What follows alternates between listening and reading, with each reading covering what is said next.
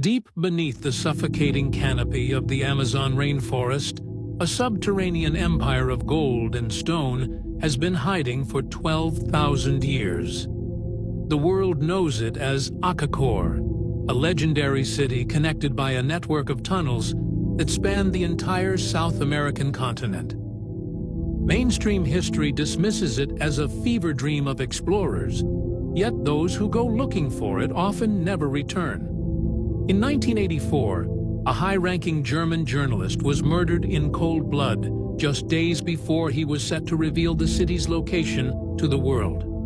He claimed to have met the last prince of Akakor, a man who possessed the secret history of our species. A history that speaks of sky gods who descended in golden crafts to build a fortress beneath the earth. Today, we are piercing the green veil of the Amazon to uncover the forbidden truth of the Akakor Chronicles. We are following the trail of blood and missing explorers into a labyrinth that was never meant to be found. What lies beneath the roots of the jungle is not just gold, but a technology that defies the laws of physics. Prepare yourself, for the jungle is finally surrendering its darkest secret. Mainstream history is a curated lie. Beneath the silt and behind the stone, the truth is waking up, uncovering the forbidden, the forgotten, and the unknown. This is Dark Era Docs. Welcome to the archive. The legend of Akakor was brought to the West by Karl Brugger, a respected journalist who ventured into the deepest parts of the Brazilian jungle. In a small tavern in Manaus, Brugger met a man named Tatunka Nara, who claimed to be the prince of the Uga Mongolala tribe. Tatunka Nara did not speak of primitive rituals.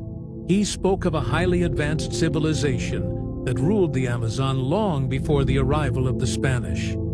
He shared the Akakor Chronicles, a sacred history carved into stone tablets that detailed the arrival of the Lords of the Stars in 13,000 BC. These gods reportedly arrived from a dying world, bringing with them the knowledge of architecture, astronomy, and a global tunnel network.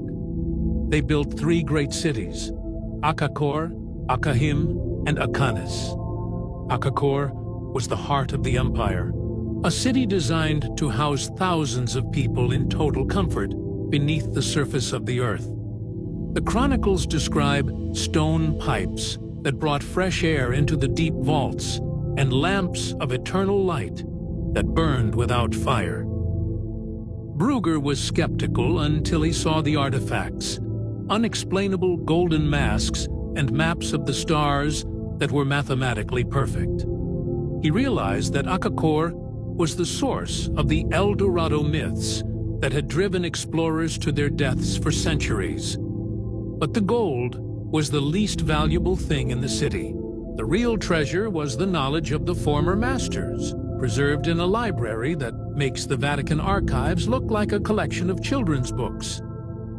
To reach the entrance of Akakor, one must navigate the treacherous tributaries of the Purus River, a place where nature is actively hostile. Tatunka Nara warned that the tunnels were protected not just by stone, but by the living shadows of the jungle. Chief among these guardians is the Yacumama, the mother of the water. Local tribes and veteran explorers describe a serpent of impossible proportions, measuring over 100 feet in length.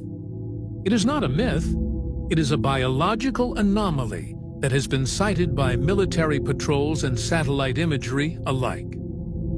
This gargantuan predator is said to guard the hidden water gates that lead into the subterranean city. In 1977, a Brazilian military expedition reported a series of massive underwater stone archways at the bottom of the river. Before they could explore further, they were met by unexplainable magnetic interference that disabled their equipment. Divers reported seeing glowing eyes in the dark silt that were too large to belong to any known animal. Is the Yacumama a remnant of a prehistoric era, Or was it genetically engineered by the sky gods to serve as a biological security system? Those who have attempted to bypass the water gates have disappeared without a trace, leaving only their empty boats drifting downstream. The entrance to the labyrinth is sealed by a technology that responds to a frequency we no longer understand. A frequency that still hums through the rock, vibrating in the chests of those who dare to come too close. We are not looking at a primitive ruin. We are looking at a fortress that is still active. Karl Brugger's obsession with Akakor eventually demanded the ultimate price. After publishing his findings, the journalist became a man marked by the shadows. He reported being followed by unmarked black vehicles in the streets of Rio de Janeiro. His telephone was tapped, and his private notes were stolen from his locked apartment. On January 3, 1984, the silence was broken by the sound of gunfire. Brugger was walking with a friend in the famous Ipanema district when a lone gunman approached. Without a word, the assassin fired several rounds into Brugger's chest and vanished into the crowd. Nothing was stolen. This was not a robbery. It was an execution. Just days later, Brugger had been scheduled to fly back into the jungle with a massive film crew to document the tunnel entrances. The Lords of the Stars were not ready for their secrets to be broadcast to the modern world.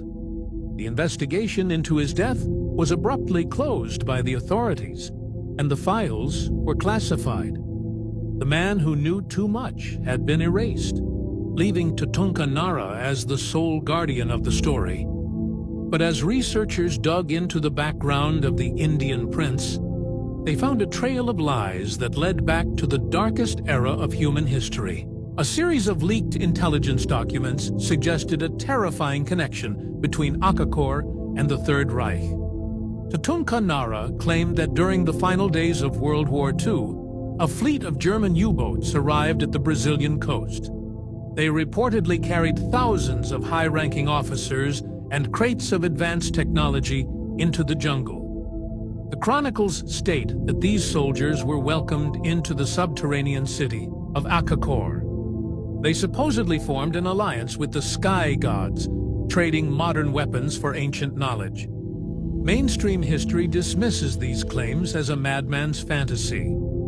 However, declassified C1A files from the 1970s confirm sightings of German-speaking communities living in unmapped regions of the Amazon. Is Akakor being used as a refuge for those who fled the collapse of the surface world? The tunnels are no longer just an ancient relic. They are a modern fortress. A fortress where the technology of the past meets the most dangerous ideologies of the present. In the age of satellite surveillance, one might think that a city like Akakor could no longer hide. But the Lords of the Stars understood how to mask their presence from the sky. However, in 2011, a digital glitch on Google Earth revealed what appears to be a massive geometric anomaly in the deep jungle. At specific coordinates in the Rio Purus region, the satellite imagery shows three perfectly shaped pyramids rising above the canopy. Unlike the Mayan or Aztec ruins, these structures are smooth and metallic in appearance.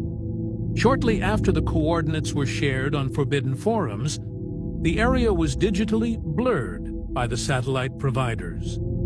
Official maps now show only a flat green texture where the structures once stood. Military no-fly zones have been established over the exact location of the Akakor water gates.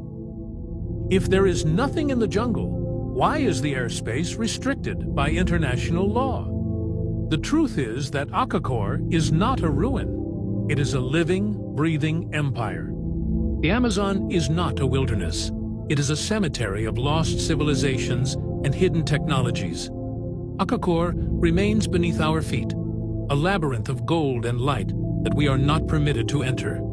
Karl Brugger died for this truth, and the Yacumama still guards the gates. We are guests on this planet, living on top of a history that is far older and darker than we can imagine. Are you brave enough to follow the tunnels to their end? Subscribe to Dark Era Docs for more forbidden history.